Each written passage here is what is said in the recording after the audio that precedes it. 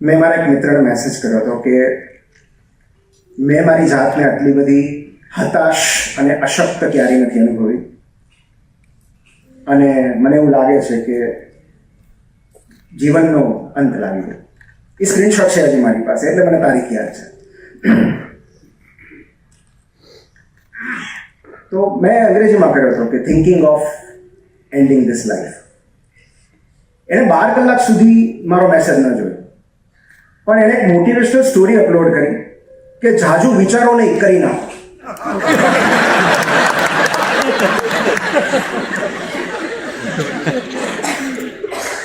એટલે પછી મને થોડો અવિશ્વાસ થયો કે ખરેખર આનો અભિપ્રાય લઉં કે નહીં.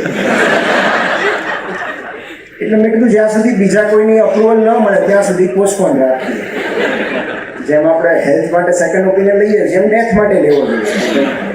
ખરેખર મરવું કે નહીં એમ તમે કહો તો કંઈક કરીએ એમ. એટલે મેં કીધું સેકન્ડ ઓપિનિયનની રાહ જોઈએ.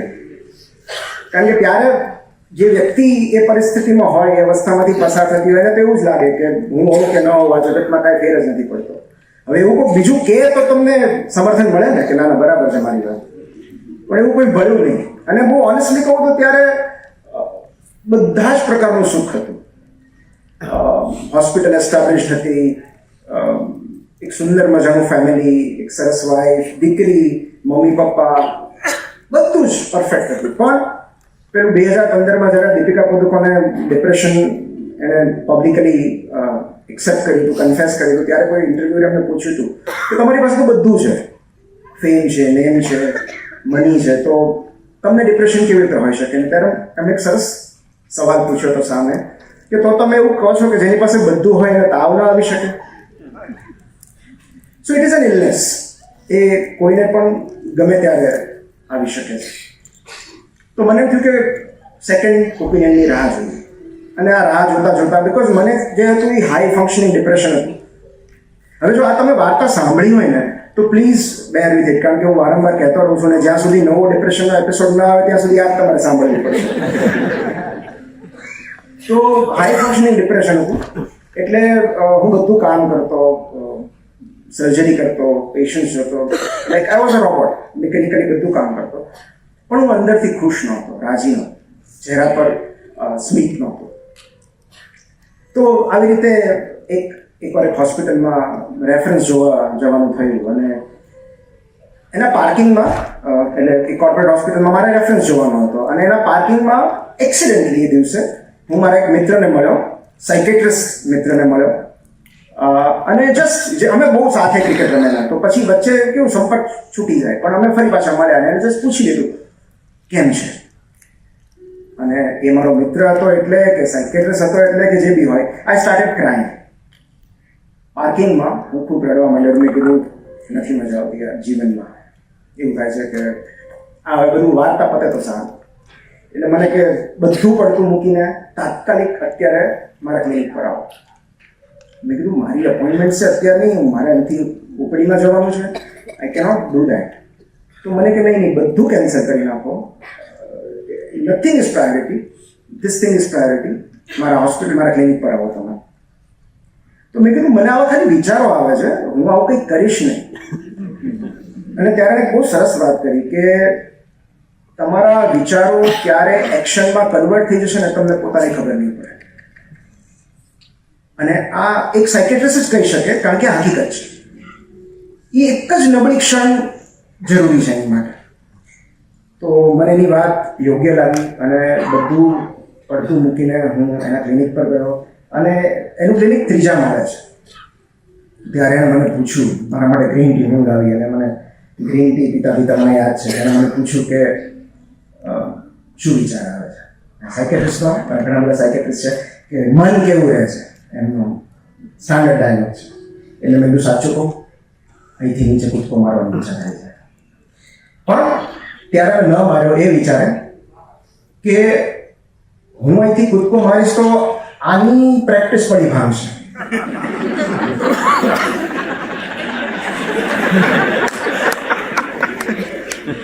કારણ કે એક યુરોલોજિસ્ટ, એનો પાછો મિત્ર, હવે જો એની સારવાર નથી કરી શકતો એને સુસાઇડ કરતા રોકી નથી શકતો, તો બાકીઓને તો શું રોકશે?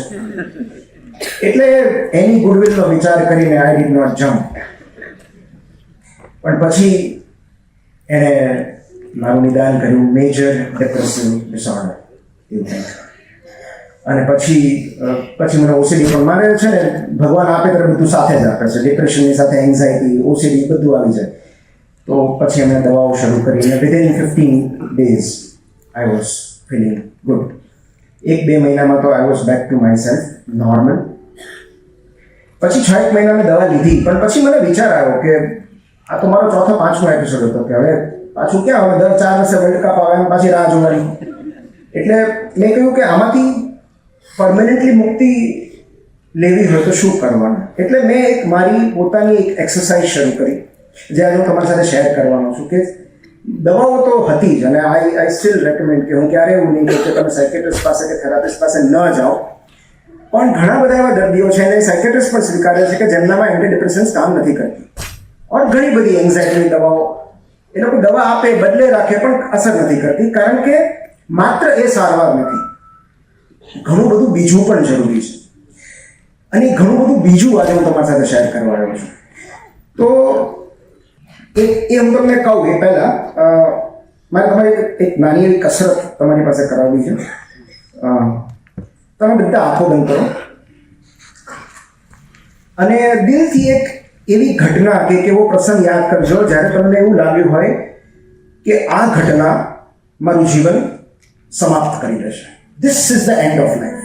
બધું જ રૂઈન થઈ જશે, બધું બરબાદ થઈ ચૂક્યું છે અને હવે આગળ જીવન શક્ય નથી, દુનિયાનો અંત આવી ગયો છે. એક એવી ઇવેન્ટ કદાચ બધાના જીવનમાં આવી હશે. આ 5 સેકન્ડનો પોઝ એટલા માટે લીધો કે હવે રિયલાઇઝ કરો કે છતાં તમે આજે જીવિત છો. અને હું કેટલાક ચહેરા પર સ્માઇલ જોઈ રહ્યો છું. અને જો અત્યારે તમે એવી પરિસ્થિતિમાં હો તો 3 મહિના 6 મહિના પછી બીજી આવી ઇવેન્ટ થાય રાહ જો, જ્યાં ફરીવાર તમને કોઈ આવું કહે. હું એવું નહીં કહું કે મેં એક હારે 600 જિંદગીઓ બચાવી લીધી, કારણ કે મને એક સરસ રમૂજ યાદ આવે છે કે એક અભિનેત્રી હતા, સુંદર અભિનેત્રી હતા. એમના ઇન્ટરવ્યુમાં કોઈએ પૂછ્યું કે તમે કોઈ ભલું કામ કર્યું છે? એટલે એમણે કહ્યું કે મેં 800 જિંદગીઓ બચાવી છે. પેલા નવાઈ લાગી કે કઈ રીતે? તો કે જો એમાં બહુ લાંબી સ્ટોરી છે કે એકવાર હું શિપ પર જતી હતી અને શિપના કેપ્ટને મને જોઈ સોમવારે, એને સ્માઇલ આપી, મેં બી સ્માઇલ કર્યું સામે. મંગળવારે એણે મને ડેક પર ઇન્વાઇટ કરી જ્યાં બીજા કોઈ પેસેન્જર્સને એન્ટ્રી નહોતી. બુધવારે અમે સાથે ડિનર કર્યું. ગુરુવારે શિપના કેપ્ટને મને પ્રપોઝ કર્યો. શુક્રવારે મેં ના પાડી. શનિવારે એણે મને ધમકી આપી કે આ શિપ પર 800 પેસેન્જર છે, હું આખી શિપ ડૂબાડી દઈશ. અને રવિવારે એને 800 લોકોનો જીવ બચાવી દીધો.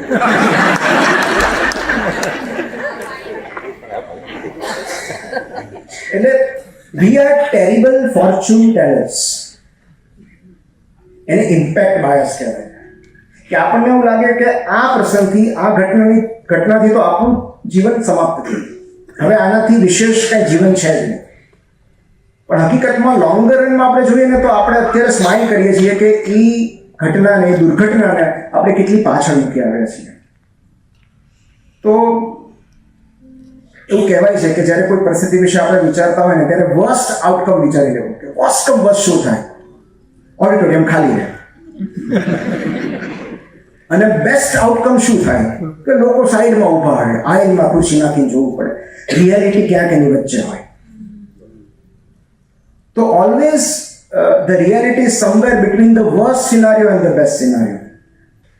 તો જ્યાં એક મનોરોગી હોય ને જો, તો એને દર્દી કહેવાય.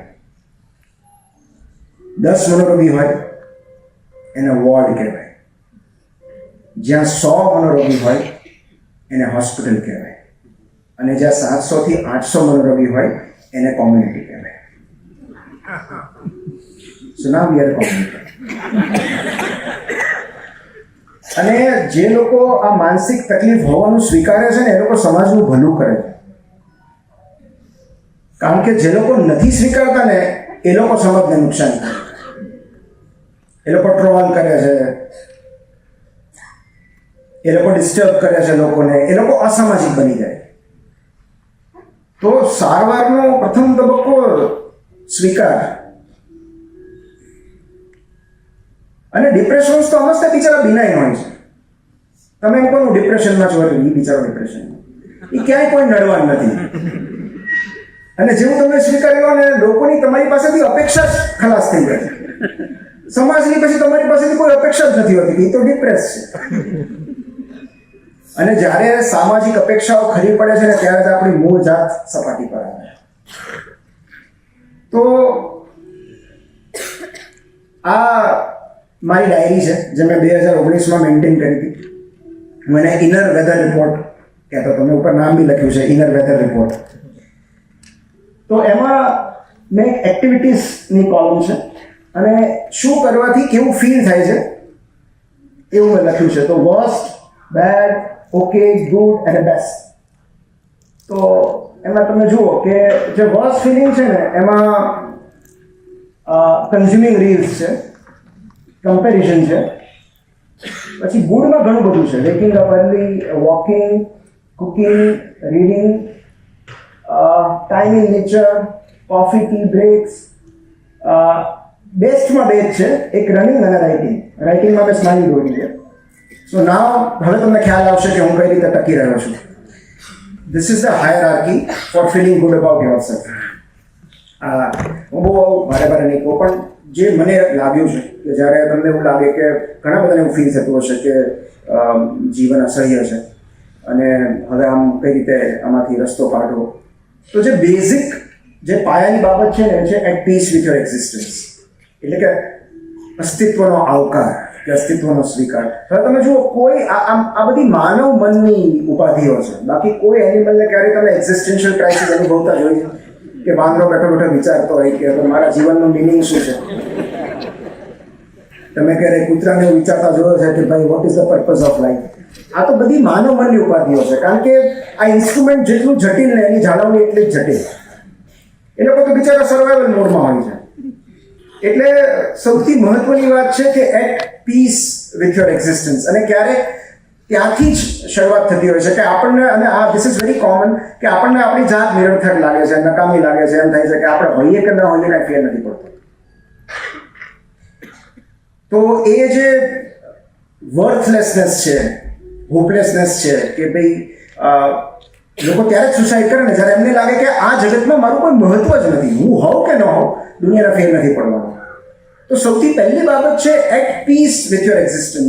જ્યારે આપણે અસ્તિત્વનો સ્વીકાર કરીએ છીએ કે આ લાઈફ મને મળી છે, ઇટ ઇઝ અ ગિફ્ટ.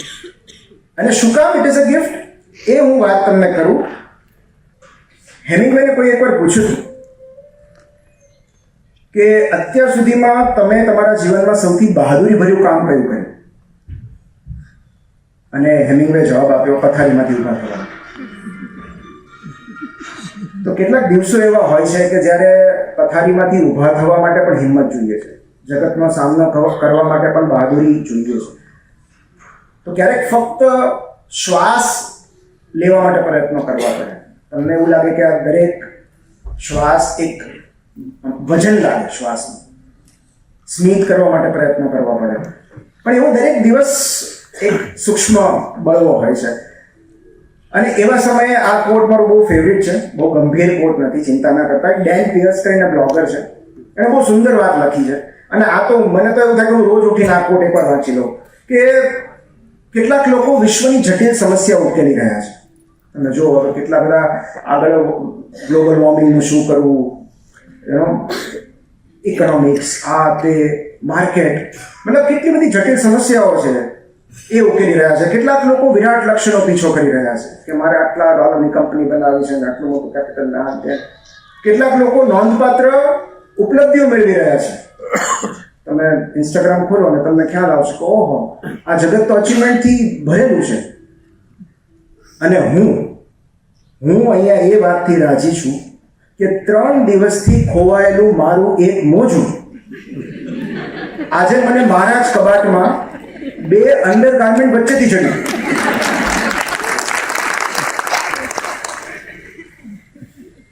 તો આમ તો બેલેન્સ ગુમાવ્યા વગર જો તમે તમારું ટ્રાઉઝર જીન્સ કે લેગિંગ્સ પહેરી શકો ને તો એ પણ એક ઉપલબ્ધિ જ છે.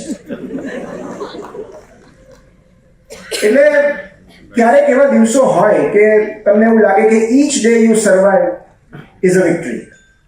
અને આ એક ચેરિટે રેજીમ છે મારું, ચેરિટે રેજીમ જે મેં ત્યારે બનાવ્યું હતું. એમાં 6 પ્રશ્ન છે. એમાં પહેલો પ્રશ્ન છે, did you cry enough? This is for your lowest phase. અને આઈ વિશ કે તમે આનાથી ઉપર હો, હજી આગળ હો, પણ this is your lowest phase, કે જ્યારે એમ થાય કે હવે જીવન અટકી જ ગયું છે, આગળ ચાલતું જ નથી, આ ત્યારની વાત છે. તો શું કરવાનું કે આજનો દિવસ ઉઠીને બીજું કાંઈ નહીં, તમે રડવા માટે તો ઉઠ્યા કે નહીં. તો did you cry enough? Second, did you take a bath? Hygiene જરૂરી છે. ત્રીજું, ડીડ યુ ઈટ સમથિંગ? થોડુંક તો ખાવું પડશે ને, તો તમે ખાધું? તમે ડાયરી રાખો. ચોથું, did you drink enough water? પહેલા મેં ખાલી અહીંયા ડીડ યુ ડ્રિંક જ લખ્યું હતું.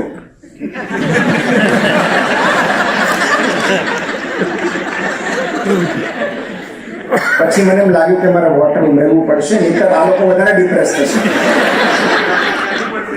એટલે એમાં શું થાય કે ઓલી હતી ને કે બહુ સરસ છે કે હતી બધી મજા રાતે રાતે ને સંતાપ બધા સવારે સવારે.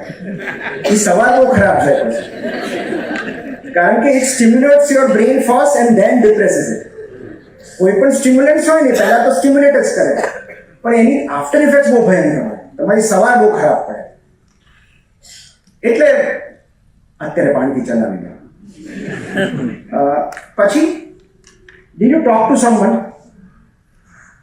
જો ઘરે કોઈ હોય તો ઘરમાં, નહીંતર બહાર નીકળીને શેરીમાં, ગલ્લે, ટી પોસ્ટ પર, ક્યાંય પણ કોઈને ફોન કરો, તમે કોઈની સાથે વાત કરી. And last question, did you just exist today? બીજું કંઈ નથી કરવાનું.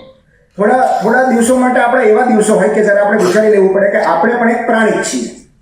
જે રીતે ઝાડ પર બેઠી બેઠી ખિસકોલી ખાવા અને ફરવા સિવાય કશું જ નથી કરતી, એમ આપણે પણ આજે બીજું કશું જ નથી કરતું. કારણ કે એમને કોઈને એક્ઝિસ્ટન્શિયલ ક્રાઇસિસ લાગતી નથી, because they are here to experience this life. આપણે એને જટિલ બનાવી દીધું છે. અંતિમ ઉદ્દેશ્ય તો એ જ છે કે આ જીવનનો અનુભવ કરવો, આપણી આસપાસના લોકોનો, આસપાસના વાતાવરણનો. આ અનુભૂતિ કરવા માટે જ આપણે છીએ. બાકી બધા તો પછી આપણે બનાવી કાઢેલા પર્પસ છે. તો ક્યારેક એવું વિચારવું પડે કે બસ આટલો જ એમ છે, અને રાત્રે શાંતિથી સૂઈ જઈએ, બીજા દિવસે ફરી પાછું રડવા માટે ઉઠવાનું છે. સો આ મારો શેલ્ટર રેજીમ હતો કે જો તમે લોએસ્ટ ફેઝમાંથી પસાર થતા હો તો તમે આટલું કરશો ને તો એ વાંધો નહીં આવે. અને એનું કારણ શું છે કે જીવન અસહ્ય બની જાય ત્યારે. આ તો બહુ બધા આપણે બહુ એવી વાત કરી રહ્યા છે કે જાણે અહીંથી જઈને કોઈ ઉપરથી ઝંપલાવી દેશે. પણ એક એવા વ્યક્તિનો વિચાર કરો કે જેને ખરેખર જેના તમે આભારી છો, તમે રિયલી યુ આર ગ્રેટફુલ. એક વ્યક્તિ કે જે તમારા જીવનમાં ન હોત તો તમે ક્યારનું જીવન ટૂંકાવી દીધું. કોઈ એક એવી વ્યક્તિ. બસ તમે આંખો બંધ કરીને એટલું જ વિચારો કે તમે એ વ્યક્તિ બીજા કોઈ માટે બની શકો છો, એટલું જ. અને વિનોદ જોશી, કવિ વિનોદ જોશીનું બહુ સરસ વિધાન છે, બહુ ટૂંકું છે પણ મને બહુ ગમે છે. એ એવું કહે છે કે કાળ રાહ જોતો હોય છે. That means our good time is waiting for us. પણ એ માટે આપણે ત્યાં સુધી પહોંચવું પડે. આત્મહત્યા કરવા નીકળેલો માણસ એક ટ્રેન ચૂકી જાય ને કે પડવાનું હતું, પણ ટ્રેન તો નીકળી ગઈ, લોકો એમાંય મોડા પડે છે કે વંદે ભારત તો ગઈ, મોડો પડ્યો, હવે બીજી ટ્રેન આવે ત્યાં સુધી. તો જે માણસ ટ્રેન ચૂકી જાય ને એની ગાડી પછી પાટો ચડી જાય. અને એનું એક ઉદાહરણ તમને આપું. એક લેખક છે, મારા પ્રિય લેખક છે, મેટ હેગ કરીને. 25 વર્ષની વયે એમણે એ ક્લિફ પર ગયા, ખાડીની ટોચ સુધી ગયા અને નક્કી કર્યું કે હવે ધુબાકો મારવો છે. ત્યાં પહોંચ્યા પછી એમને વિચાર આવ્યો, એક ક્ષણ માટે અટક્યા, એમને વિચાર આવ્યો કે હું મરી ગયો તો એક જ વાર, પણ પેરાલાઇઝ થઈ ગયો. એમણે એવું લખ્યું છે, what if I am trapped in a broken body? તો હું પેરાલાઇઝ થઈ ગયો તો પછીનું જીવન કેટલું ભયંકર છે. હેમિપેરાસિસ થઈ ગયું, હું બેડરિડન થઈ ગયો, તો પછીનું જીવન કેટલું ભયંકર હશે એ વિચારે એમણે પોસ્ટપોન કરી દીધું મારી જેમ, અને નીચે આવી ગયા. પછી એમણે ડિપ્રેશન સામે એક લાંબી લડત આપી, થેરાપી લીધી, અને પછી એમણે પોતાની ડિપ્રેશન ડાયરીઝ લખવાનું શરૂ કર્યું. અને પછી 2000, મને એક્ઝેક્ટ વર્ષ યાદ નથી કે જ્યારે એમણે આ બુક રિલીઝ કરી, રીઝન્સ ટુ સ્ટે અલાઇવ, એમનું પહેલું પુસ્તક રીઝન્સ ટુ સ્ટે અલાઇવ, જેનો ગુજરાતી અનુવાદ છે અત્યારે, જીવતા રહેવાના કારણો કેવું છે, મને એક્ઝેક્ટ યાદ નથી એનું ટાઇટલ. પણ એમનું બીજું પુસ્તક બહુ અદ્ભુત હતું, જે એમણે લખ્યું, ધ કમ્ફર્ટ બુક, જે વાંચીને મને રિહેબ ને રેસ્ક્યુનો વિચાર આવ્યો કે આટલું, એને તમે કમ્ફર્ટ બુક વાંચશો, તમને વાંચવાનું બિલકુલ ભાર નહીં લાગે. એમણે ઉપર આખું પેજ હોય, ઉપરની 4 કે 5 લાઈનમાં જ બધી વાત કરી દીધી છે, બાકીનું આખું પેજ કોરું છે, તમને બિલકુલ ભાર ન લાગે વાંચવાનું. એટલી સુંદર પુસ્તક છે કમ્ફર્ટ બુક. તો એ કમ્ફર્ટ બુક આવ્યું, પછી મિડનાઇટ લાઇબ્રેરી જેટલી અદ્ભુત નવલકથા એમણે આપી, અને હમણાં એમની નવી નવલકથા આવી, લાઈફ ઇમ્પોસિબલ. તો પછી એમની આ લેખન જર્ની શરૂ થઈ. તો એ જ્યારે જોઈએ ક્લિફ પરથી પડતું મૂકી દીધું હોત તો આપણને આટલા સુંદર પુસ્તકો ન મળ્યા હોત. તો એ પાછા આવી ગયા એટલે એમનું જીવન પાટે ચડી ગયું. અને એવું કહેવાય છે કે do not take permanent decisions based on a temporary feeling. તમે અત્યારે જે અનુભવી રહ્યા છો ને, કદાચ આવતીકાલે નહીં અનુભવતા. અને લાસ્ટ, હમણાં કપિલ શર્મા શો પર વિજય શેખર શર્મા આવ્યા. તમે એપિસોડ જોયો કે નહીં મને ખબર નથી. વિજય શેખર શર્મા એટલે પેટીએમના ફાઉન્ડર, અને એમણે પોતાની સંઘર્ષ ગાથા કહી છે કે ભાઈ કોલેજના દિવસોમાં એમને ઇંગ્લિશ નહોતું આવડતું, એટલે એમની બહુ મશ્કરી લોકો ઉડાવતા. તો એ દિવસો પણ હતા કે જ્યારે બધો સંઘર્ષ હતો. અને આજની તારીખે જ્યારે કપિલ એમને પૂછ્યું કે તમને તો કેટલું બધું સ્ટ્રેસ રહેતું હશે એમ, તો કે મને જ્યારે સ્ટ્રેસ થાય લાઈફમાં ત્યારે હું એવું વિચારું કે જિંદગી એટલી બધી પણ ખરાબ નથી કે પાણીપુરી ન ખાઈ શકાય. અને આ બહુ ફિલોસોફિકલ વાત છે અને બહુ પ્રેક્ટિકલ વાત છે કે લાઈફ એટલી બધી ખરાબ નથી કે તમે પાણીપુરી ન ખાઈ શકો. તો જ્યારે પણ જીવન અસહ્ય બની જાય ત્યારે સૌથી પહેલા પાણીપુરી ખાઈ જાય. તો ધ પ્રોબેબિલિટી ઓફ હ્યુમન, મેં કહ્યું ને કે જે આપણને મળ્યું છે એ કેમ ગિફ્ટ છે, કે આપણને એવું થાય કે માનવ જીવનના અસ્તિત્વની સંભાવના કેટલી. આપણે અહીંયા છીએ એ હ્યુમન એક્ઝિસ્ટન્સની પ્રોબેબિલિટી કેટલી. તો તમને આમ તો ખબર જ હશે કે 1.5 થી 2 કરોડ શુક્રાણુમાંથી એક શુક્રાણુ ઓવમને ફર્ટિલાઇઝ કરે છે, અને એ શુક્રાણુ આપણે છીએ. તમે વિચાર કરો આપણે કેટલા સ્પેશિયલ છું કે 2 કરોડમાંથી આપણી પસંદગી કરી. ભલે કેટલાક લોકોને જોઈને આપણને નવાઈ લાગે કે આ જ શુક્રાણુ છે જે 2 કરોડમાંથી પસંદગી પામ્યો.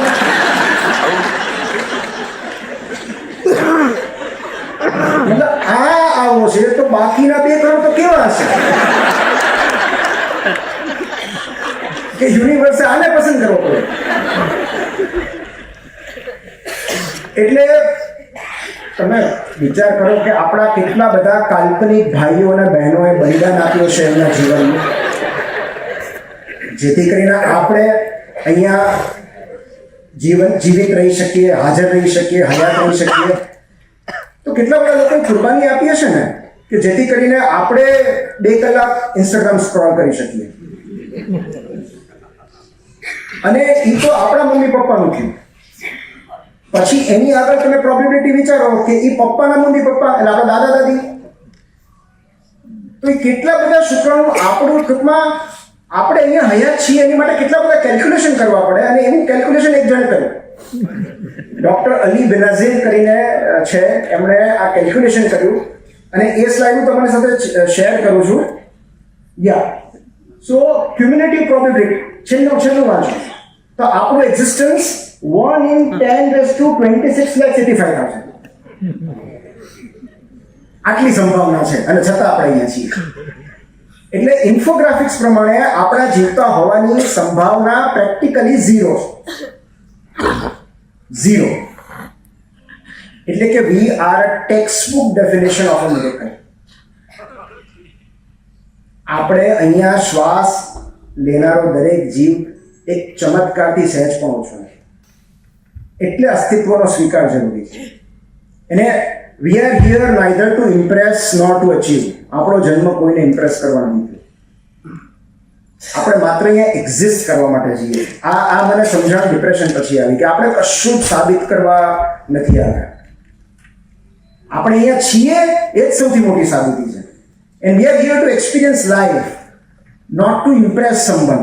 એટલે આમાં કેવું હોય કે there are so many places in life કે જ્યાં હવે આપણે કશું જ કરવા નથી જતા.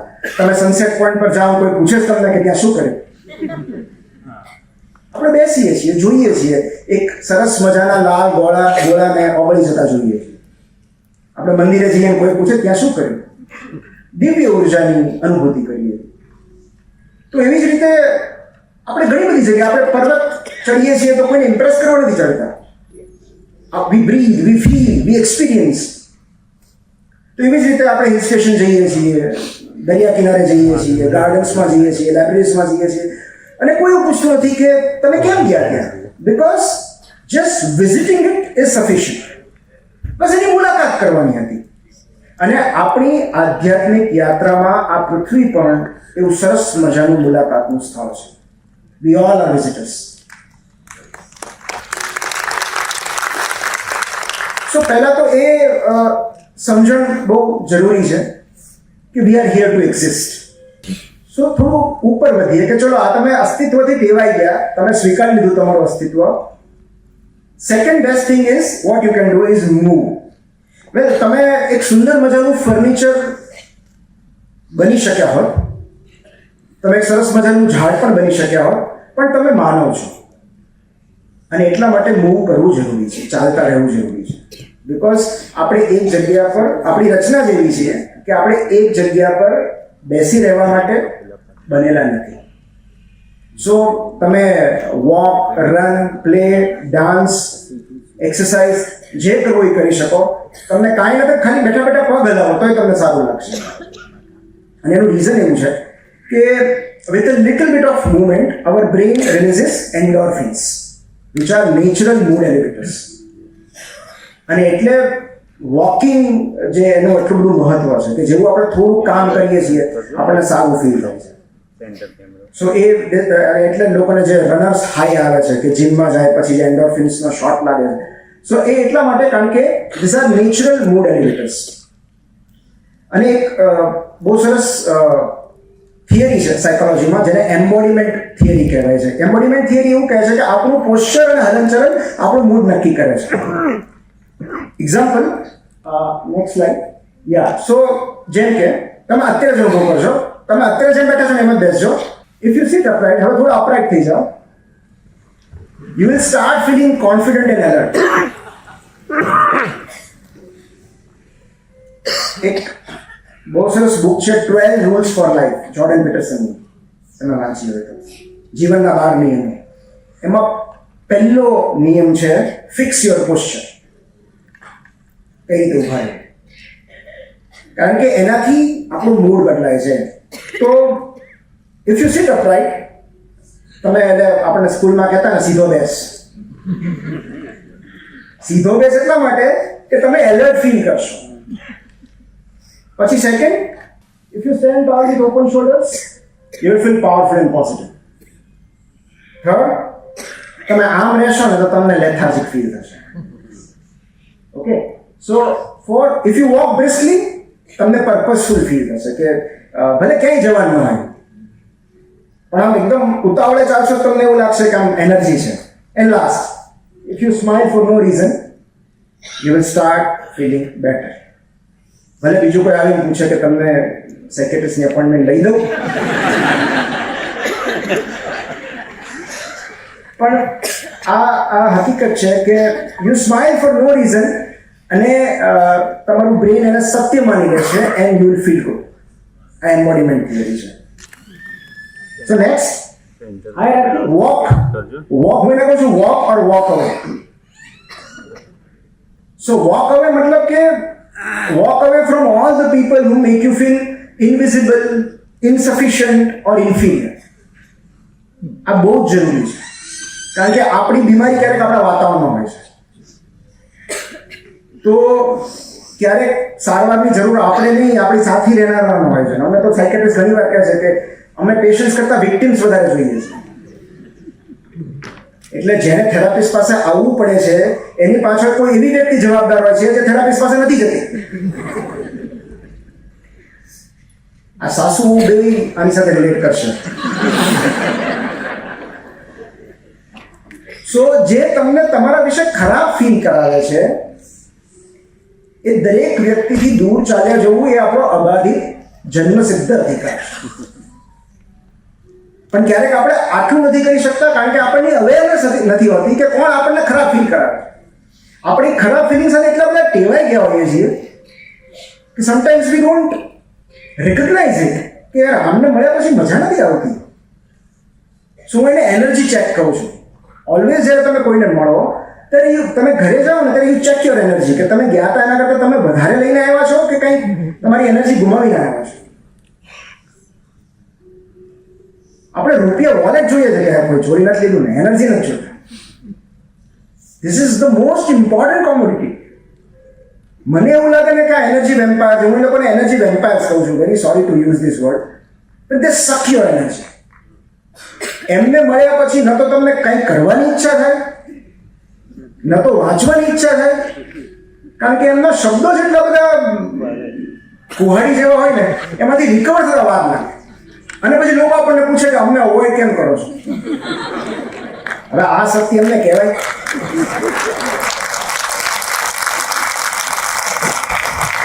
એટલે હું તો સાંગળ કહું, હું બહુ ઇન્ટ્રોવર્ટ છું, હું વાત જ નથી કરતો.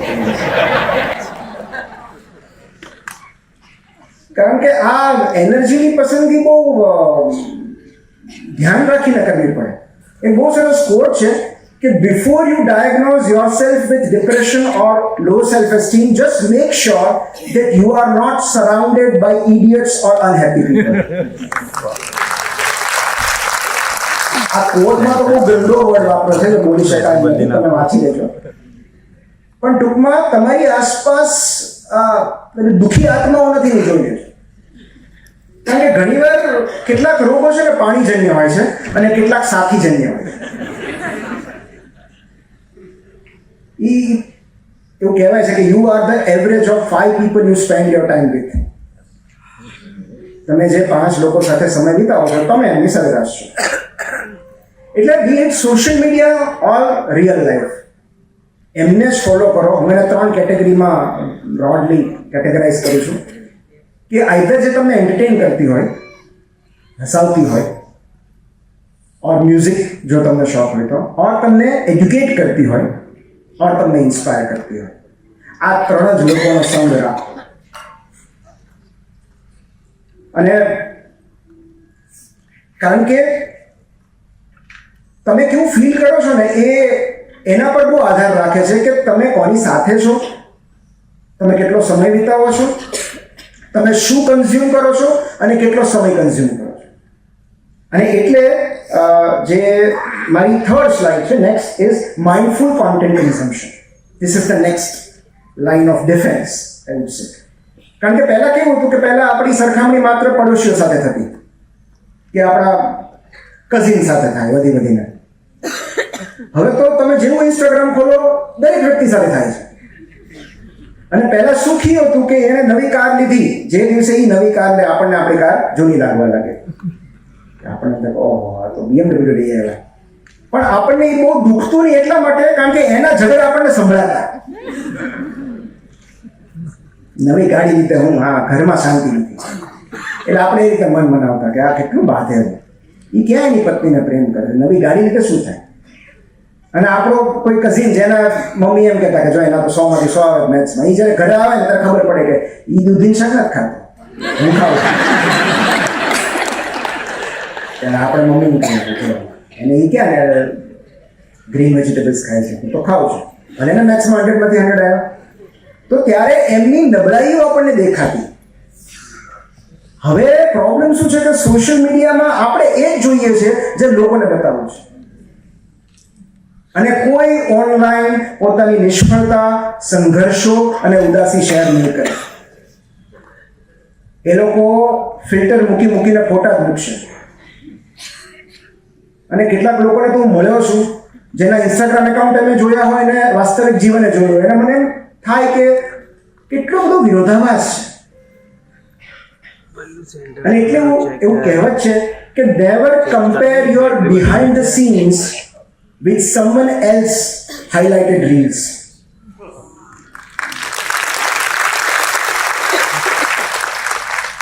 એટલે એ દરેકની ઓનલાઈન અને ઓફલાઈન જિંદગી અલગ હોય છે. ફિલિંગ લવલી ને ફિલિંગ વન્ડરફુલ ને એ ફિલિંગ હકીકતમાં નથી હોતી. સરસ મજાનો 2 જણ હિલ સ્ટેશન પર જઈને ફોટો મૂકે, એ પહેલાંની ને પછીની ક્ષણ આપણને ખબર જ નથી. અને આપણે ઘરમાં એમ ઝઘડા થાય કે તમે ક્યાંય ફરવા નથી લઈ જતા. હવે એ કોણ સમજાવે કે એ ઝઘડાના સમાધાન રૂપે લોકો ફરવા ગયા છે.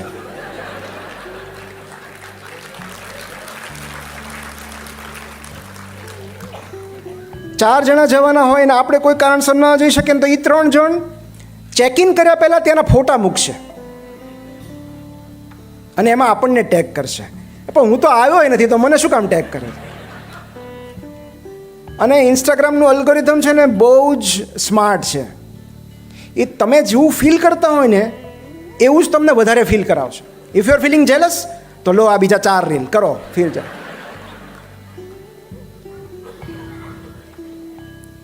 તો હું તો કહું છું કે હું હમણાં આગળ કહું તમને કે એક્સપ્લોઇટ ધ એલ્ગોરિધમ.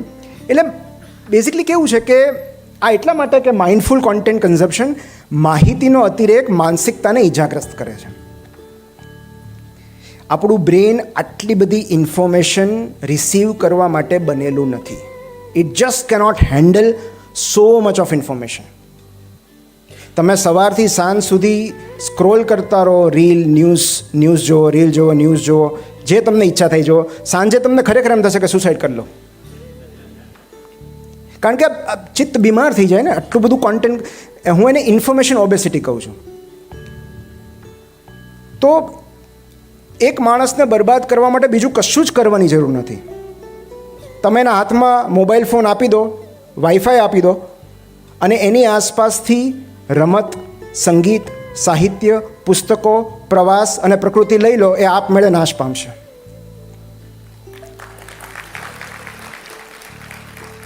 કારણ કે એનું ચિત્ત જ બીમાર થઈ જશે. તમારે એ કંઈક કરવાની જ જરૂર નહીં પડે. હું ઘણીવાર કહેતો હોઉં છું મજાકના કે આજના યુગમાં સફળ થવું બહુ સહેલું છે, કારણ કે બાકી બધા લોકો ડિસ્ટ્રેક્ટેડ છે. તમે ફોકસ કરવાનું સ્ટાર્ટ કરી દો તો એ આપમેળે વિનાશ પામશે. અને એટલે માહિતીના જગતમાંથી નીકળીને અનુભૂતિના વિશ્વમાં પ્રવેશવું બહુ જરૂરી છે. આપણે એ જ જોવું જોઈએ જે આપણે જોવા માંગીએ છીએ, એ નહીં જે આપણને અલ્ગોરિધમ બતાવે છે ઓર કોઈ આપણને ફોરવર્ડ કરે છે. તો અને એટલે ડિજિટલ, ક્યારેક આપણને ડિજિટલ ડિટોક્સની જરૂર હોય છે, ક્યારેક સોશિયલ ડિટોક્સની જરૂર હોય છે, ક્યારેક એવા લોકોથી દૂર જવું પડે છે કે જે આપણને ઘણીવાર રીલ એટલું ડેમેજ નથી કરતા જેટલું લોકો ડેમેજ કરે છે. પણ આપણને એમ થાય કે મારે ફલાણાનું મ્યુઝિક તો સાંભળવું છે, મારે આદિત્ય ગઢવીને તો સાંભળવો છે, મારે જાવેદ સાહેબની કવિતા તો સાંભળવી છે. તો એનો ઉપાય છે, એક સિક્રેટ નવો એકાઉન્ટ બનાવો અને માત્ર એટલા જ લોકોને ફોલો કરો જેને તમે ખરેખર સાંભળવા ઈચ્છો છો. અલ્ગોરિધમ ક્યાંય વચ્ચે નહીં આવે. અલ્ગોરિધમ તમને કહેશે કે યુ મે નો એમ કરીને, એ ટ્રેપમાં નહીં પડતા કે કદાચ તમે આને ઓળખતા હો. ભાઈ ઓળખું છું એટલે જ નથી ફોલો કરવું. હવે ઇન્સ્ટાને કોણ સમજાવે કે હું ખરેખર ઓળખું છું પણ મારે નથી ફોલો દબાવવું. એટલે એક્સપ્લોઇટ ધ અલ્ગોરિધમ, કે તમે જેના પર લાઇક દબાવશો ને એવા રીલ તમને વધારે બતાવશે. તો mindful content consumption. Next is share, help, express. હવે એવું કહેવાય છે કે દરેક જણ પાસે એવું કશુંક હોય છે જે જગત સાથે શેર કરી શકે. દરેક પાસે એવું કંઈક હોય છે. અને જો તમારી પાસે કશું જ ન હોય તો તમારે તમારી જાતને એક જ પ્રશ્ન પૂછવાનો છે કે એવું શું છે જે તમને જાણવામાં રસ છે, તમને શું શીખવામાં મજા આવે છે, એ જગત સાથે શેર કરો. As simple as that.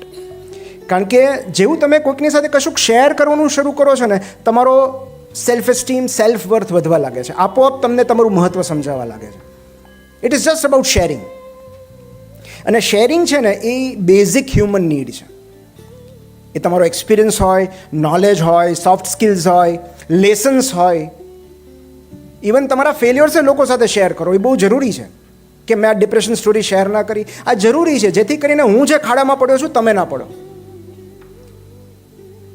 તો તમે હિમાલયના પ્રવાસે ગયા હતા પણ ત્યાં તમને શું મુશ્કેલીઓ નડી એ શેર કરો. હવે નેક્સ્ટ ટાઈમ જે જાય એને શું ધ્યાન રાખવાનું. અને તમને તમારું ઓડિયન્સ મળતું જશે. કારણ કે એવા કેટલાક લોકો હશે ને જેમાં તમને રસ છે. જેમ કે મને ક્રિકેટમાં રસ છે તો મારે એનાલિસિસ કરવું છે, મારે ક્રિકેટની વાતો કરવી છે, તો હું એ શેર કરીશ. તો જેને જેને ક્રિકેટમાં રસ છે એ સાંભળવા આવશે. એક બહુ સરસ પુસ્તક છે શો યોર વર્ક. તમને જે ગમે છે, તમને જે ક્યારેક તમારી લર્નિંગ જર્ની પણ શેર કરો કે તમે આજે આ શીખ્યા છો. જેવું કંઈક નવું શીખો, પાસ ઇટ ઓન. અને એક શિક્ષકને સૌથી વધારે શિક્ષક જ જાણતો હોય છે કે જ્યારે એ ભણાવતો હોય ને ત્યારે સૌથી સારું રિવિઝન એનું થતું હોય છે. તો share. Next is this is a secret, help. હવે છે ને humans are design to help. તમે માનો કે ન માનો, આપણા શરીરની રચના, આપણા મનની રચના, આપણા જીવનની રચના જ અન્યને ઉપયોગી થવા માટે થઈ જાય. વહેલું મોડું આપણે સમજાશે. Because we survive on interdependence. એટલે સહાયતા ઇઝ ઇક્વલ ટુ સાર્થકતા. જેવું આપણે કોઈને મદદ કરીએ છીએ અચાનક આપણને આપણી જાત સાર્થક લાગવા માંડે છે. એન્ડ આ એક એવું સત્ય છે જે આપણે ક્યારેય નકારી નહીં શકીએ. So the best way to skyrocket your mood, તમારું સેલ્ફ વર્થને તમારે એકદમ તળિયેથી ઉપર લાવી હોય ને, help somebody, make someone's day. અમે અનુભવ્યું છે. અને કોઈનો દિવસ સુધારવા માટે તમારે કિડની ડોનેટ કરવાની જરૂર નથી કે તમારું આખું બેંક બેલેન્સ એને આપી દેવાની જરૂર નથી. જસ્ટ સ્માઇલ, કોમ્પ્લિમેન્ટ આપો, જેન્યુઅન કોમ્પ્લિમેન્ટ્સ આપો. કારણ કે બાકીના 9 લોકો તો એને એવું છે આજે જાડો લાગે છે, આજે પાતળો લાગે છે, આજે ડાર્ક સર્કલ્સ છે ને, બાકીના 9 લોકો પાસેથી એ જ સાંભળીને આવ્યા છે.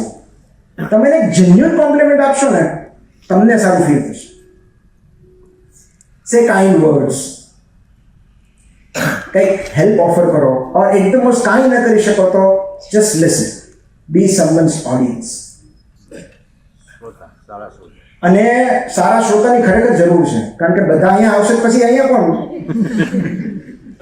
તો એટલે હું ઘરે બહુ સારો શ્રોતા છું. તો બી સમવન્સ ઓડિયન્સ. કારણ કે જ્યારે તમે કોઈને સાંભળો છો ને અનડિવાઇડેડ એટેન્શનથી, ત્યારે એ વ્યક્તિ પોતાના વિશે બહુ સારું ફીલ કરે. અમારાથી વધારે બીજું કોણ સારી રીતે જાણતું કે how good I am feeling right now. અને જ્યારે એ પોતાના વિશે સારું ફીલ કરશે ને, ત્યારે તમે ઓટોમેટિકલી તમારા વિશે સારું ફીલ કરવા માંડશો. So make them feel good about themselves. બસ એટલો જ નિયમ છે.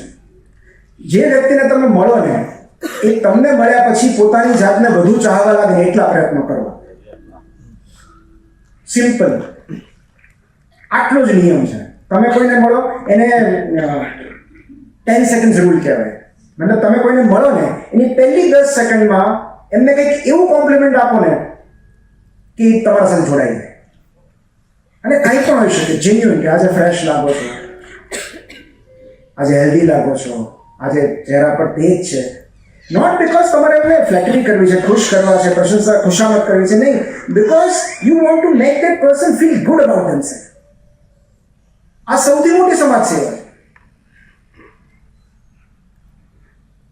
જ્યારે આ પ્રસંગ મેં નથી વાંચ્યો, મારી વાઈફે વાંચ્યો તો મને થોડા સમય પહેલા કીધું કે ઓપ્રા વિન્ફ્રીએ ક્યાંક લખ્યું છે કે એના ડિપ્રેશનના સમયમાં જ્યારે એમ થયું કે જીવન ટૂંકાવી દેવું છે અને હવે નક્કી કર્યું કે હવે આ કથાનો અંત લાવીએ, ત્યારે એમણે માયા એન્જલોને ફોન કર્યો કે મને એવું લાગે છે કે હવે મારું કોઈ મહત્વ નથી ને, આઈ શુડ ડાય. અને માયા એન્જલો એમને એક જ વાક્ય કહ્યું, જે વાક્ય એમનું જીવન સુધારી દીધું. અને મને પણ એ વાક્ય બહુ જ ગમ્યું. માયા એન્જલો એટલું જ કીધું કે બી અ rainbow in સમવન્સ cloud.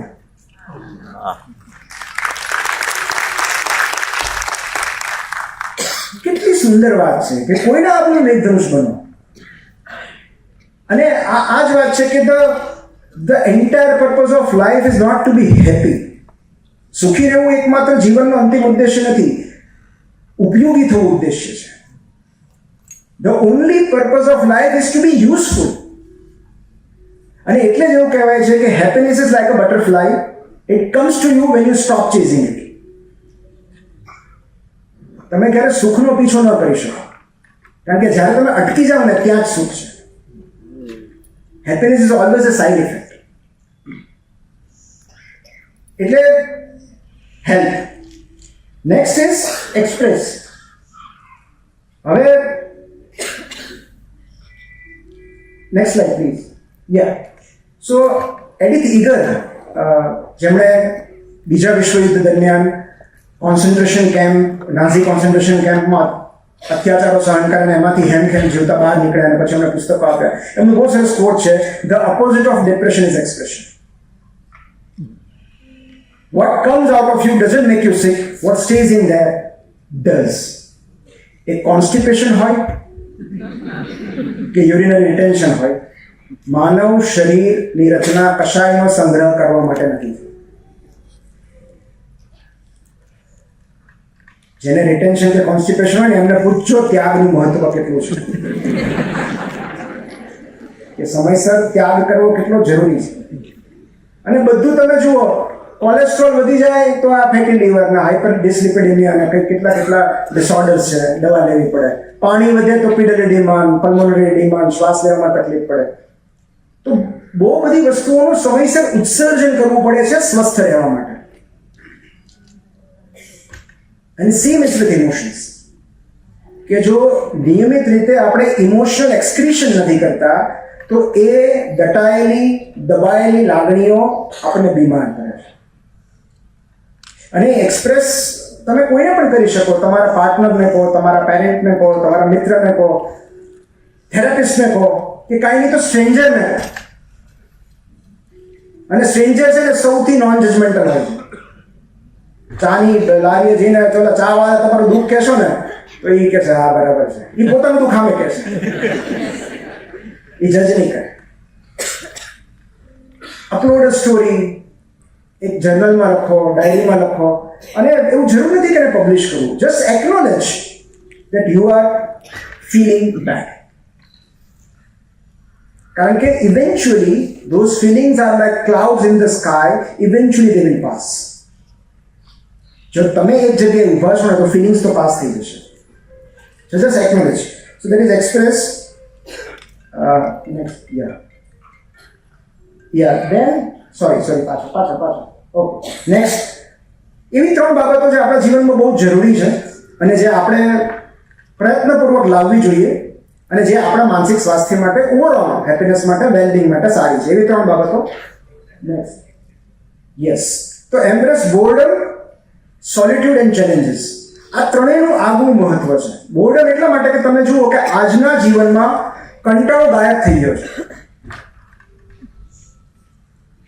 Boredom deficiency એ બહુ ભયંકર અવસ્થા છે કે તમને કંટાળો જ નથી આવતો, કારણ કે સતત સ્ક્રીન છે તમારી પાસે, નેટફ્લિક્સ છે, રીલ્સ છે, બુક્સ છે, તો તમે કંટાળશો ક્યારે? So boredom is a basic human need. અને એટલા માટે જરૂરી છે કારણ કે deficiency of boredom leads to over stimulated minds. અને જે આપણને સ્ટિમ્યુલેટ કરે છે પછી ડિપ્રેસ કરે છે.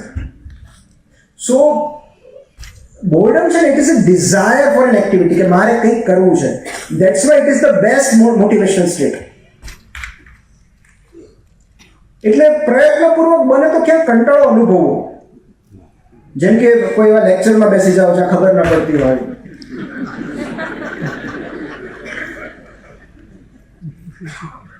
ટ્રાવેલ કરો without a book or movie or music. તો boredom is essential part of life. અને એ તમે કંટાળા પછીની જે અવસ્થા છે ને બહુ જ સુખદ અવસ્થા હોય છે. પહેલા આપણે 6 કલાક એસટીમાં મુસાફરી કરીને પહોંચતા ત્યારે કાંઈ હતું નહીં, પછી કેવી મજા આવતી. તો આ કંટાળો અનુભવ બહુ જરૂરી છે and it is also a part. કારણ કે મેં એવું કર્યું છે કે જ્યારે હું કારમાં હું કંઈક જોતો હોઉં એ સમય એટલે એ મૂડ, અને જ્યારે કશું જ ન કરતો હોઉં એ મૂડ અલગ હોય છે. કારણ કે પેલું જ્યારે તમે સ્ટિમ્યુલેટ કરતા હો ને બ્રેનને ત્યારે તમને મજા આવે, પણ જ્યારે તમે ઉતરો ને ત્યારે તમે ડિપ્રેસ હો. So boredom. Second is solitude. Yes. So next slide. એક બહુ સરસ વિધાન છે બ્લેઝ પાસ્કલનું, જે ગણિત શાસ્ત્રી હતા, કે all of humanity's problems arise from man's inability to sit quietly in a room alone. માણસ એક બંધ ઓરડામાં શાંતિથી એકલો બેસી નથી શકતો, એટલે આ બધી ઉપાધિ છે. મોટા ભાગની સમસ્યાઓ એટલે છે કે આપણે એક જગ્યાએ શાંતિથી એકલા બેસી નથી શકતા. આપણી મોટા ભાગની સમસ્યાઓ એકલા પડી જવાના ડરમાંથી ઉદ્ભવે છે. બ્રેકઅપ થયું, ફિયર ઓફ લોનલીનેસ. કોઈ રિજેક્ટ કર્યા, ફિયર ઓફ લોનલીનેસ. જોબ ચાલી ગઈ, fear of loneliness and obviously survival. કોઈ વાત કરવાનું બંધ કરી દીધું, ફિયર ઓફ લોનલીનેસ. કોઈ ઇન્વાઇટ ન કર્યા, ફિયર ઓફ લોનલીનેસ. કોઈ ગ્રુપમાંથી બહાર કાઢી મૂક્યા, ફિયર ઓફ લોનલીનેસ. તો આપણી મોટાભાગની સમસ્યાઓ એકલા પડી જવાના ડરમાંથી ઉદ્ભવે છે. અને સાત્રે કહ્યું છે એમ, સાત્રે બહુ સરસ વિધાન છે, if you are lonely when you are alone, you are in a bad company. જ્યારે તમે એકાંતમાં હો ને એકલતા અનુભવતા હો, એનો મતલબ એમ કે તમે ખરાબ સોબતમાં છો. અને ખરાબ સોબત એટલે આપણું મન. અને એટલે આ વિપશ્યનાનો કન્સેપ્ટ આવ્યો કે તમે કોઈ જ પ્રવૃત્તિ વગર તમારી જાત સાથે એકલા થોડાક દિવસો વિતાવી તો જુઓ. પણ હું એને માઇક્રો વિપશ્યના કહું છું. આ મેં સગવડ ખાતર શોધેલો, કોઈન કરેલો શબ્દ છે માઇક્રો વિપશ્યના. એટલે કે રોજની 30 મિનિટ હું કશું જ કર્યા વગર વિતાવું છું, ડુઈંગ નથિંગ. એક બંધ ઓરડામાં બેસી જવાનું, કોઈ ગેજેટ્સ નહીં, કોઈ ફોન નહીં, કોઈ બુક્સ નહીં, કોઈ મ્યુઝિક નહીં, કોઈ વ્યક્તિ નહીં, કોઈ પ્રવૃત્તિ નહીં, કશું જ નહીં. શું કરવાનું? તો તમે દિવાલ પર પડેલી તિરાડો ગણી શકો,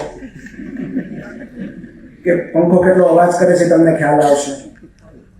ગરોળીને ફોલો કરો, એની સાથે વાત કરો. પણ the best thing that you can do during this time is mindful breathing. આ બેસ્ટ છે કે તમે just focus on your breath, follow your breath. Usually કેવું છે કે માઇન્ડફુલ બ્રીથિંગ એટલે શું, આપણે શ્વાસ લેતા હોય ને આપણને ખબર ન હોય, આપણે બહુ એને સ્પાઇનલ કોર્ડ રિફ્લેક્સની છે, મતલબ we are not aware of our breathing. એ થાય છે, શ્વાસ લેવા માટે થોડું કંઈ ધ્યાન આપવાનું હોય. પણ જ્યારે આપણે એ શ્વાસ તરફ ધ્યાન આપીએ છીએ, when we are aware and conscious of our breathing, ત્યારે ચમત્કારો થાય છે. કારણ કે એવું કહેવાય છે, breath is your first therapist. તમારા શ્વાસ તમારા સૌથી મોટા ચિકિત્સક છે. અને ટીકના ઠાણે એવું કહ્યું છે કે breath is the bridge between mind and body. મન અને શરીરને જોડતી એક જ કડી છે શ્વાસ.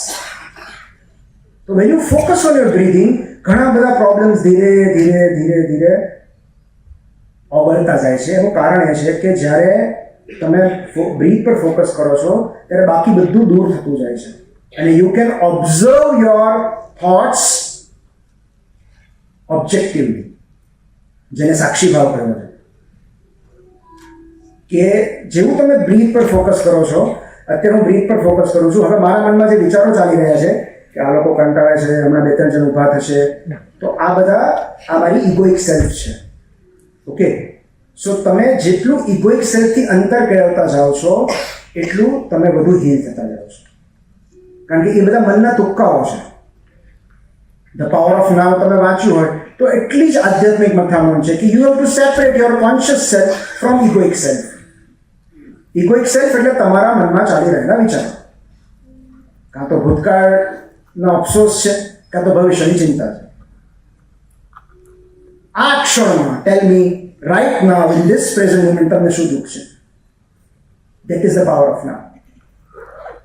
અને આ જીવન એ વર્તમાન ક્ષણોની શૃંખલા છે. It is a series of present moments. આ ક્ષણ પતી ગઈ પછી હવે નેક્સ્ટ ક્ષણ આવી તો ઓલી ક્ષણ વીતી ચૂકી છે, ખાલી તમારી મેમરીમાં છે, રિયાલિટીમાં નથી. એવી જ રીતે હવે પછીની ક્ષણમાં શું થશે આપણને ખબર નથી, એ કાલ્પનિક છે. So it is the power of now. અને પાવર ઓફ નાઉમાં પ્રવેશવા માટે breath is the best way. એમાં કોઈ ટોલટેક્સ આપવો નથી પડતો. You just focus on your breathing. અને 10 મિનિટથી શરૂઆત કરો, ખાલી 10 જ મિનિટ, બહુ લાંબુ નહીં કરવાની જરૂર નથી. But achieve mastery in solitude and nobody in this world can disturb or disappoint you. તમે એક જ જગ્યાએ શાંતિથી બેસો ખૂણામાં, પુસ્તક હોય તો ઠીક, નહીં તો શાંતિથી બેઠા રહો. કોણ તમારું હાર્ટ બ્રેક કરી શકે? આમ તો એકલો જ છું ભાઈ, આવતું તું ના આવતો એ મને મારી કંપની હું એન્જોય કરું છું. તો હવે આ બધું છે ને પર્સપેક્ટિવની રમત છે. હમણાં જીમમાં 2 લોકોને વાત કરતા સાંભળતો હતો. એક જણે બીજાને કીધું હતું કે કોઈકને એના મિત્રની વાત કરતો હશે કે એને સવાર સાંજ ખાલી કાંઈ કરવાનું નહીં, ખાલી જમવા જવાનું, કોઈ કામ નહીં કરવાનું, કોઈ મળવા ન આવે, કોઈ એને બોલાવે નહીં, એને જે પુસ્તક વાંચો હોય એની સુધી પહોંચી જાય. મેં કીધું આ તો કેટલી વૈભવી જીવન કહેવાય.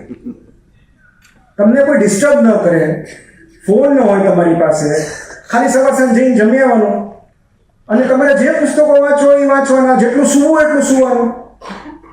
તો એ માણસ દુઃખી હતો, કંટાળી ગયો. એટલે મને નવાઈ લાગી, મેં તો આવું જીવન જીવનારો માણસ કેમ કંટાળી જાય છે? પછી મને ખબર પડી કે જેલમાં હતો.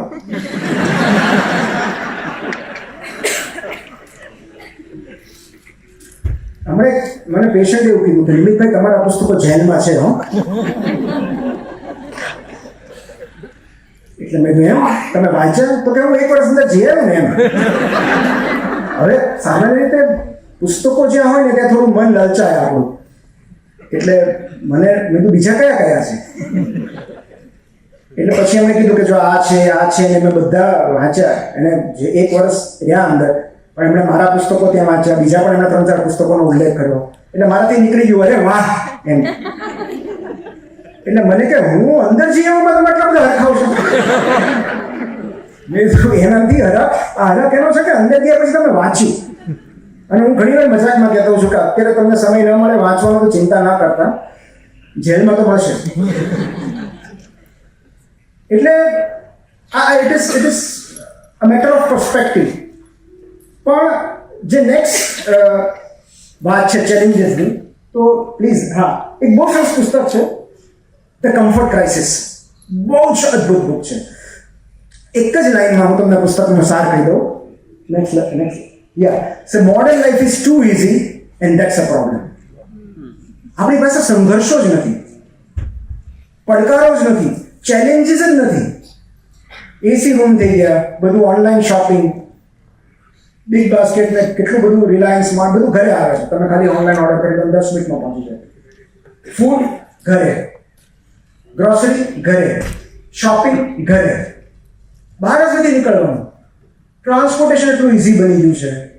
તો પ્રોબ્લેમ એ છે કે માનવ મન ચેલેન્જીસ માટે ટેવાયેલું છે. એટલે humans are evolve to endure and not to be entertained. આપણી ઉત્ક્રાંતિ સંઘર્ષો માટે થઈ હતી, ઇન્સ્ટાગ્રામ રીલ માટે નહીં. એટલે આપણને વધારે પજવે છે કે આપણે તો ચેલેન્જીસ ફેસ કરવા માટે બનેલા છીએ. આપણને કમ્ફર્ટ સદતું નથી. અને એટલે તો પછી હવે શું કરવાનું? ચેલેન્જીસ કઈ રીતે ઊભી કરવાની? તો એની માટે મેં સરસ લખ્યું છે બુકમાં કે કઈ રીતે ચેલેન્જીસ કે તમારે લાઈફમાં. પણ હું ટૂંકમાં કહું તો એક વર્ડ છે મિસોગી, ધ પાવર ઓફ મિસોગી કહે છે. મિસોગી એટલે કે એક જાપાનીઝ કન્સેપ્ટ છે, જાપાનીઝ રિવાજમાંથી આવે છે કે વર્ષમાં એકવાર એવું કશું કરો જે તમારી જાતને ચેલેન્જ કરે. મતલબ do one thing at least once a year which challenges your physical or mental limits, either શારીરિક or માનસિક સ્તરે. જેમ કે શારીરિક સ્તરે જેમ કે તમે મેરેથોન દોડો, કે કોઈ પર્વત ચડી આવો, કે ઉપવાસ કરો, લાંબા ઉપવાસ કરો, એ પણ ચેલેન્જ છે. માનસિક ચેલેન્જીસ જેમ કે કોઈ બુક લખો, કે કોઈ ઇન્ડેક્સ જર્નલમાં પેપર પબ્લિશ કરો, કે ચેસ રમો કે કોઈ ફિક્શન વાંચો, આ બધી મેન્ટલ ચેલેન્જીસ છે. અને તમારે શારીરિક અને માનસિક બંને ચેલેન્જીસ એક સાથે જોતી હોય તો લગ્ન કરીએ.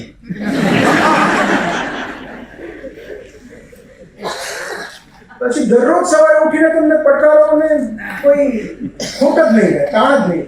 એટલું બધું આવશે કે તમને એમ થશે કે આજે હવે પાણીની પાઇપલાઇન તૂટી છે ને આજે હવે આ નથી આવતું ને પેલું નથી આવતું, ગીઝર પકડી ગયું છે.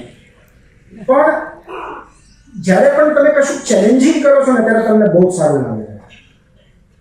અને એટલે એ ચેલેન્જીસની જે વાત છે એ બહુ જરૂરી છે. અને આપણી ચેલેન્જીસ તો આપણે નક્કી કરવાની છે કે અને એમાં જીતવું જરૂરી નથી. તમે 10 કિલોમીટર મેરેથોન માટે રજીસ્ટ્રેશન કરો, 5 કિલોમીટર પાછા આવતા રહો, દેટ ઇઝ ફાઇન. જીતવું જરૂરી નથી પણ એ ચેલેન્જ કરવું જરૂરી છે. And so last next slide. હવે છેલ્લું બાકીનું છે.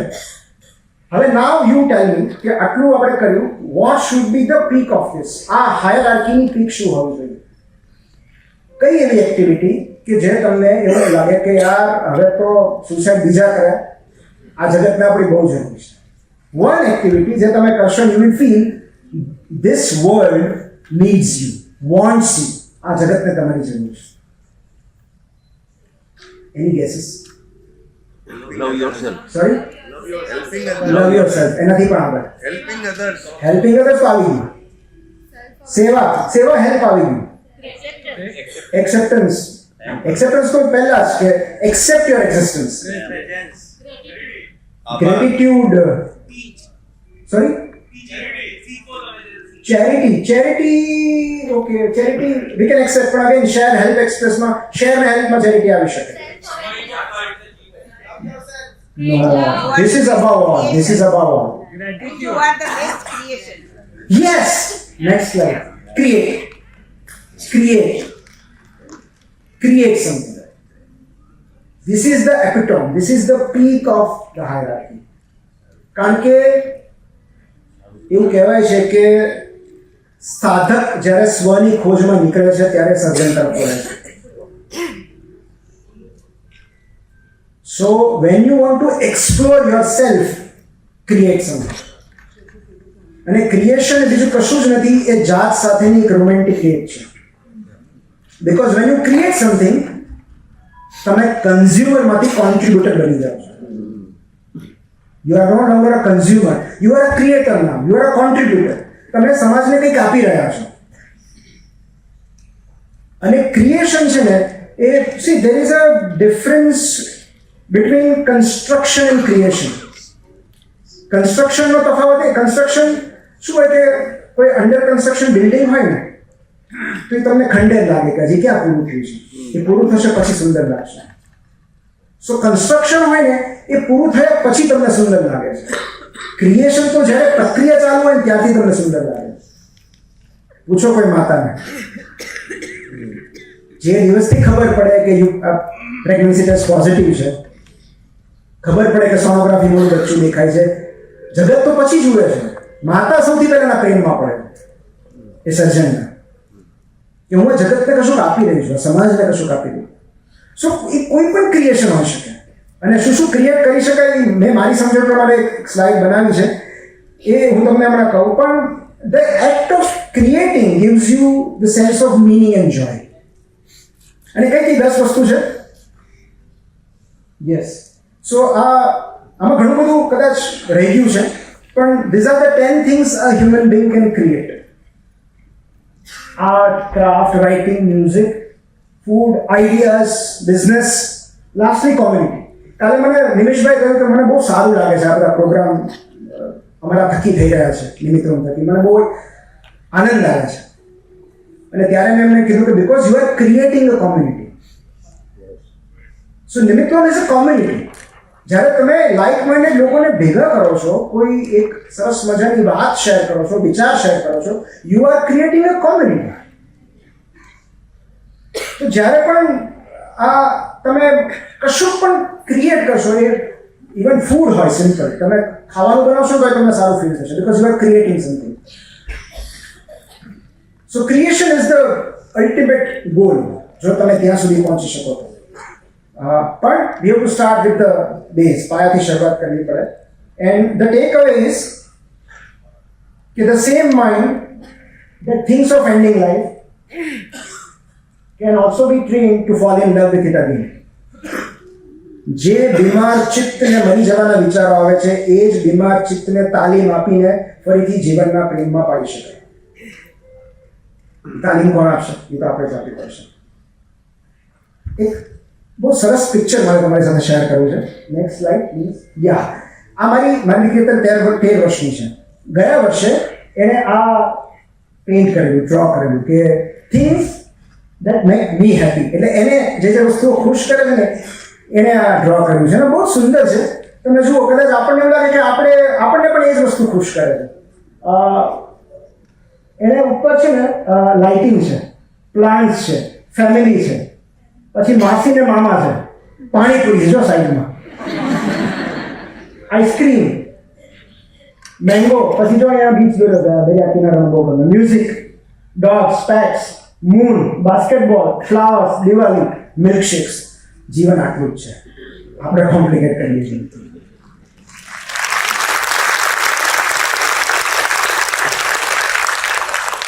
તો મને બી એવું થાય કે ઇટ ઇઝ સો સિમ્પલ. છેલ્લે હું કહું છું કે તમને બીજું કહીએ તો 6 પ ઉગા છે. એવા 6 પ છે જે મને એવું લાગે છે કે દરેકને મદદ કરે. Next slide please. 6 પ એમાં પહેલો પ છે પ્રિસ્ક્રિપ્શન. અગેન હું ક્યારેય સાયકેટ્રિસ્ટનો રોલ રાઇટ ઓફ નહીં કરું. બહુ જ જરૂરી છે એમની હાજરી. થેરાપિસ્ટની જરૂર છે, કાઉન્સિલરની જરૂર છે, પ્રોફેશનલ જે સાયકોલોજિસ્ટ હોય, સાયકોથેરાપિસ્ટ હોય એમની જરૂર છે. એટલે ફર્સ્ટ ઇઝ પ્રિસ્ક્રિપ્શન. કારણ કે આ બાકી બધું તો પછી આવે. આ હાયરાર્કી તો ત્યારે હું લખી શકતો જ્યારે મેં એન્ટીડિપ્રેસન્ટ્સ લીધી.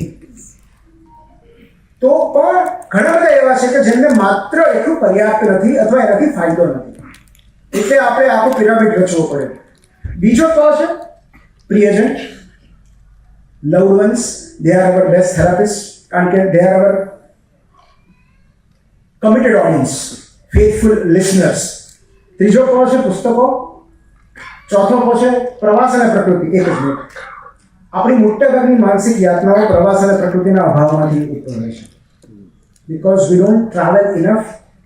અને આપણે નેચર, વિટામિન એન ડેફિશિયન્સી, આપણે નેચરથી દૂર થઈ ગયા છીએ.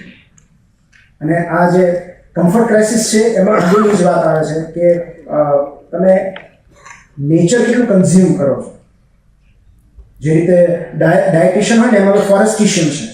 ફોરેસ્ટિશિયન એટલે તમારે કેટલું ફોરેસ્ટ કન્ઝ્યુમ કરવું જોઈએ જે તમારી હેલ્થ માટે સારું હોય. અને એમાં નિયમ છે 20-5-3 નો નિયમ. સો 20 મિનિટ્સ દરરોજ 20 મિનિટ, અઠવાડિયામાં, દરરોજ તો નહીં, અઠવાડિયામાં 3 દિવસ 20 મિનિટ એવી જગ્યાએ ચાલો જ્યાં વૃક્ષો હોય, પાર્ક હોય, ગાર્ડન હોય, કે જ્યાં ગ્રીનરી હોય. 3 days a week for 20 minutes. બીજું છે 5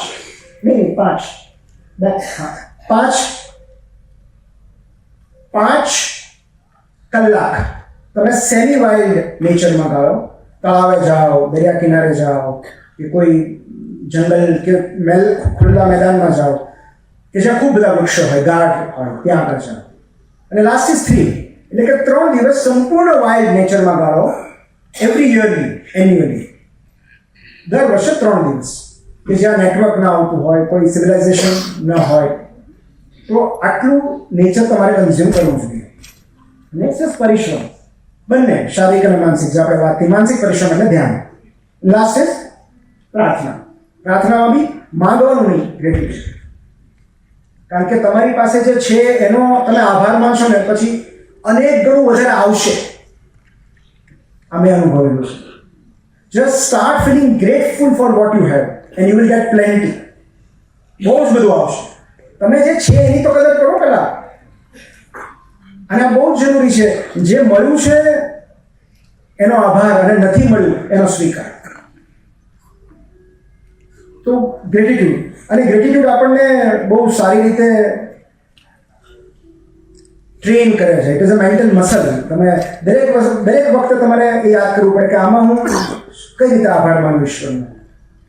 મારી પાસે કઈ તક છે ઈશ્વરનો આભાર માનવાની. જેમ કે આજે હું મારી આ સ્ટોરી તમારી સાથે શેર કરી રહ્યો છું, એ આભાર છે ઈશ્વરનો. અને મારે ધન્યવાદ કહેવા જોઈએ. ઇટ્સ અ ગ્રેટફુલ ફીલિંગ કે તમે બધા મારી સાથે છો અને હું મારી વાત તમારી સાથે કરી રહ્યો છું. તો ગ્રેટિટ્યુડ.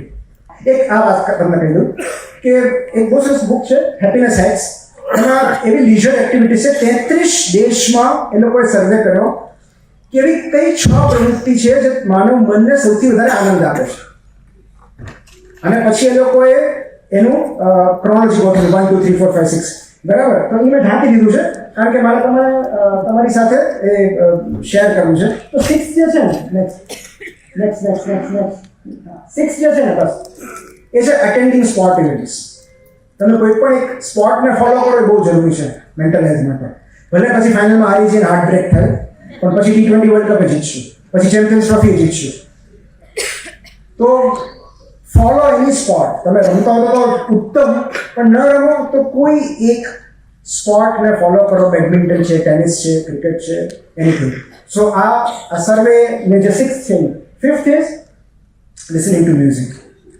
એ આ વસ્તુ એના હાથમાં ખોરાક નથી કીધો.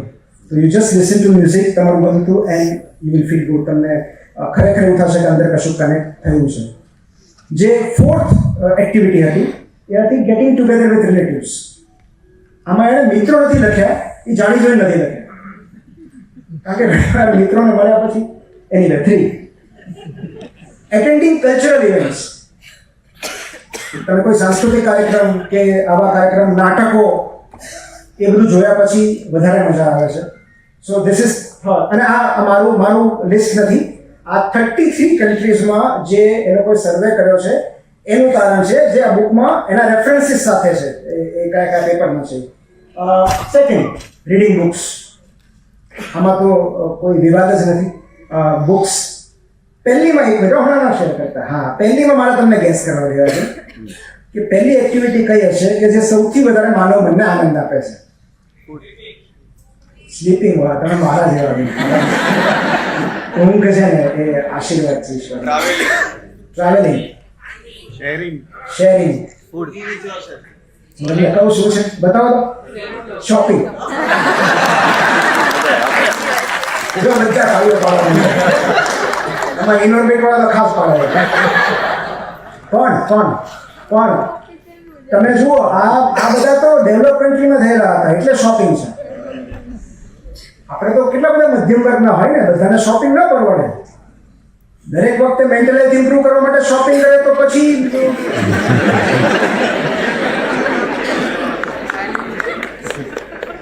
ગટ હેલ્થનું શું થાય. એટલે જો પછી મેં એવું વિચાર્યું કે આ જ સ્ટડી જો ઇન્ડિયામાં થયો હોત તો નંબર 1 પર શું આવે? Can you gas? Food. Gossip.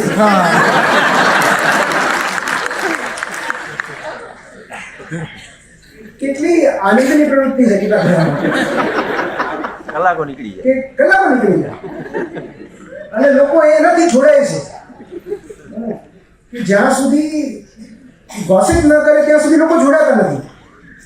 પ્રશ્ન એ થાય છે બધા હાજર હોય ત્યાં કે હવે કોના વિશે વાત કરવી, બધા હાજર થાય છે. હા, હવે તમે સ્કીપ કરી શકો છો. જો આ જો મેં મારું નથી બનાવેલું, આ બુકમાં છે. Shopping is 1, reading books. તો એ જ વસ્તુ આપણે વાત કરીએ. નેક્સ્ટ. આ એક મિનિટ. આ બે એટલા માટે તમે એક કસરત કરાવી કે what you are feeling. You should know what you are feeling. કારણ કે આ his professor of secretary doctor Dan Siegel, મને બહુ જ ગમે છે. એમનો તમે લેક્ચર સાંભળો છો યુટ્યુબ પર. એમણે આ સૂત્ર આપ્યું છે name it to tame it.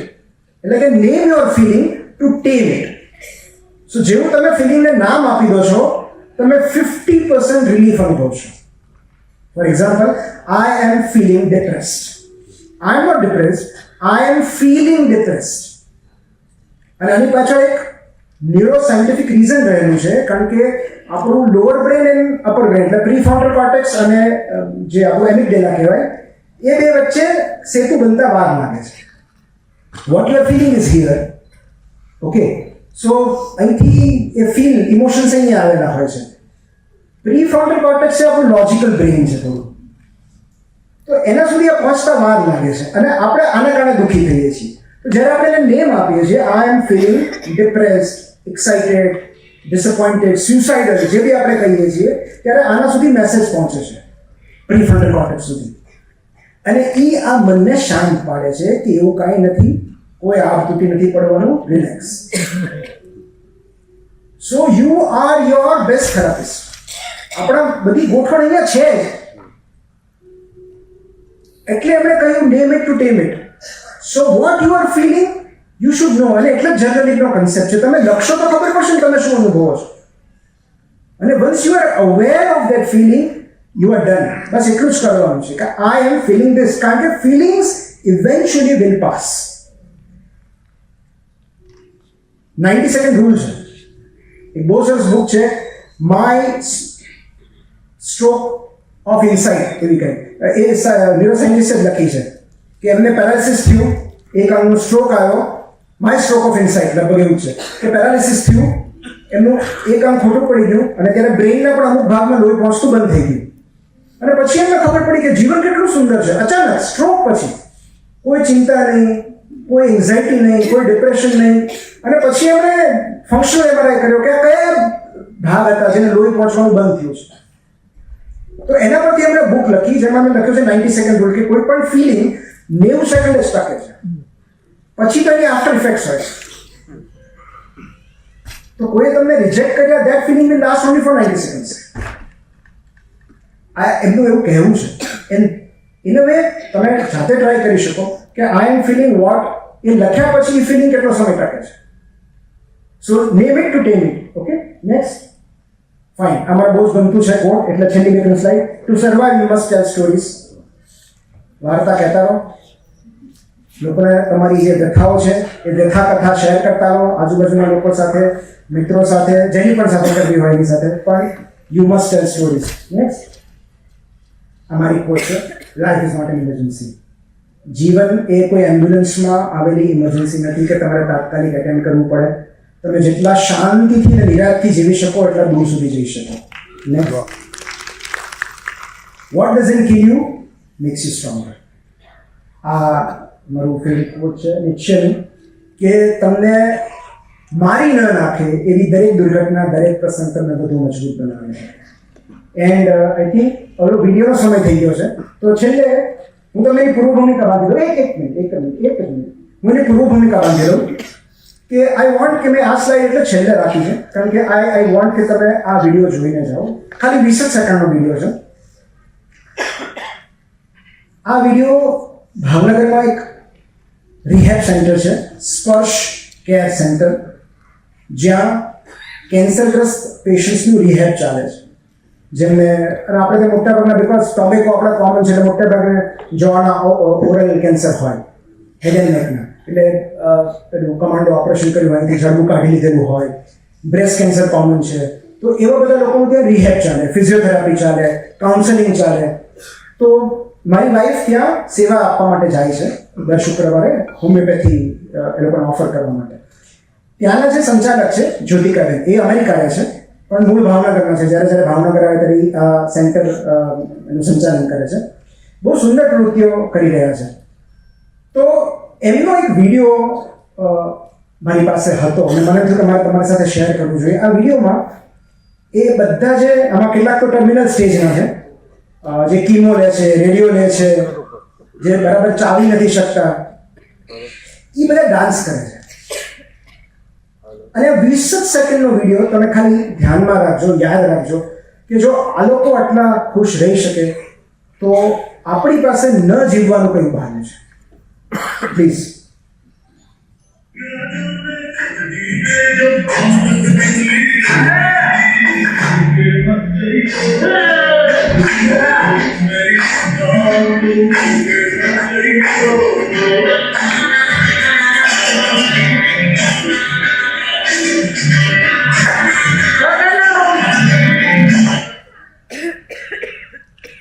આવા બીજા ઘણા બધા જે લોકો ગરબા કરે છે. અને લાસ્ટ સ્લાઇડ. તો આ બસ 20 સેકન્ડ પર્યાપ્ત છે કે જો એ લોકો કેન્સર સામે લડત આપ્યા પછી પણ જો, because dance is the ultimate expression of expressing. પ્રસન્નતાની આનાથી ઉચ્ચ રજૂઆત બીજી કોઈ ના હોઈ શકે. નૃત્ય લાસ્ટ સ્લાઇડ હતી thank you and keep breathing એ હું તમને કહી દઉં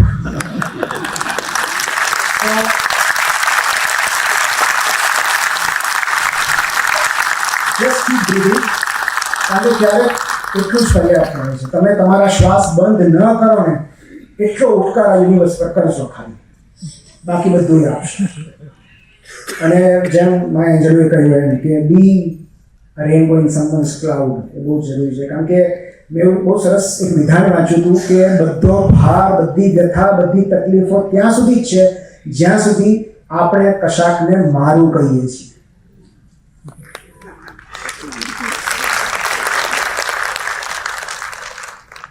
મારું ક્લેમ જ ન કરો તો કાંઈ ચિંતા જ નથી તો જ્યારે આપણે આપણી જાતને વધુ પડતું મહત્વ આપીએ છીએ આ બધું આ જંક વેલ્યુઝમાંથી આવે છે મને એવું લાગે છે ડિપ્રેશન આપણે કંઈક અચીવ કરવું છે કોઈકની આગળ નીકળી જવું છે આટલી રેવન્યુ જનરેટ કરવી છે આટલા ગોલ્સ અચીવ કરવા છે આ બધી જંક વેલ્યુઝ છે એ જંક વેલ્યુઝને આપણે ચેઝ કરીએ છીએ ત્યારે ડિપ્રેશન આવે છે તો આપણી જે પૌષ્ટિક વેલ્યુઝ છે જે શેર કરવું હેલ્પ કરવી પ્રિયજનો સાથે સમય વિતાવવો પુસ્તકો વાંચવા જ્યારે એના તરફ આપણે પાછા આવીએ છીએ ત્યારે આપણું વેલબિંગ અચાનક સુધરવા લાગે છે so that was my story હજી આઈ થિંક આપણી પાસે ક્વેશ્ચન આન્સરનો સમય છે અને ઘણા બધાએ મને એવું કહ્યું હતું કે અમારે પૂછવું છે મળવું છે પૂછવું છે એ આપણે સ્વીકારશું મળવું છે એટલા માટે શક્ય નહીં બને કારણ કે જુઓ હું તમને બહુ સાચી વાત કહું કે મારા ડ્રાઈવરને 4 વાગે મારા ડ્રાઈવર મારી સાથે ભાવનગરથી આવ્યા છે મારા ડ્રાઈવરને 4 વાગ્યાની ગર્લફ્રેન્ડને મળવા જવાનું છે મારો સામાન મુકાઈ ગયો છે એણે મને એવું કીધું છે કે સાહેબ તમે 1 વાગે આવો તો ઠીક છે નહીંતર હું ચાલે એટલે હું નથી ઈચ્છતો કે મારા લીધે કોઈની રિલેશનશીપમાં ભંગાણ થાય એટલે અહીંથી મૂકી જશું સાહેબ વડોદરાથી વ્યવસ્થા આનો જવાબ મેં વિચાર્યો નહોતો તો પણ એની કરતા હું એવું કરું અહીંયા જ નહીં કારણ કે મને તો લાસ્ટ ટાઈમ જ આનંદભાઈ કીધું હતું મને કે તમે બરોડા સેટલ થઈ જાઓ